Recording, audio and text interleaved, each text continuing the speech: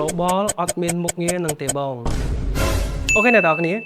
មានគ្នាយើងបានធ្វើការ comment អំពីមុខងារដែលមាននៅលើទូរស័ព្ទដៃ Vivo Turco X វាមានជាមួយនឹងមុខងារ AI ដែលមុខងារនោះគឺសម្រាប់ធ្វើការផ្លាស់ប្ដូរឱកាសធាតុដែលមុខងារនេះគឺមានការចាប់អារម្មណ៍ច្រើនមែនទែនហើយវីដេអូមុនខ្ញុំបានធ្វើការចេញវីដេអូ Vivo X 200 Pro ដែលបានបញ្ជាក់ថាវាជា global version ឬក៏ China version ទេប៉ុន្តែគ្នាយើងអាចតាមតនហើយដោយសារតែវាមានជាមួយនឹងមុខងារ AI សម្រាប់ធ្វើការផ្លាស់ប្ដូរឱកាសធាតុអញ្ចឹងវាគឺជា China version ហើយអញ្ចឹងនៅក្នុងដៃខ្ញុំនេះវាមានជាមួយនឹងទូរស័ព្ទដៃ2ប៉ុន្តែដោយសារតែខ្ញុំអត់មានជាមួយនឹង Vivo X 200 Pro ទាំង global ឬក៏ទាំង China version ទេតែខ្ញុំមានជាមួយនឹង Vivo Turco X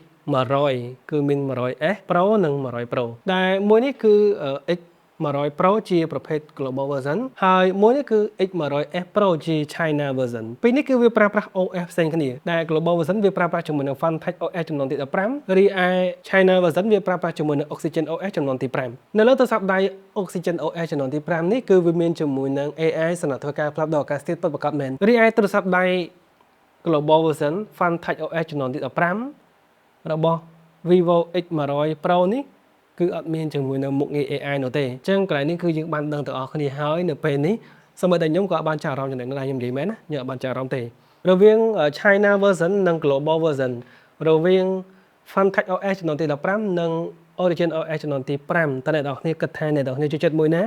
អាច comment ខាងក្រោមនេះបានដើម្បីឲ្យខ្ញុំបានដឹងអំពីមតិរបស់អ្នកនរគ្នាថាតើពីរហ្នឹងអ្នកនរគ្នាគិតថាគួរតែប្រើប្រាស់មួយណាហើយបើអ្នកនរគ្នាមានមតិយោបល់ផ្សេងៗទៅលើការប្រើប្រាស់នៅ Funtech OS ឬក៏ Origin OS នេះអាចធ្វើការ comment នៅក្នុងវីដេអូនេះបាន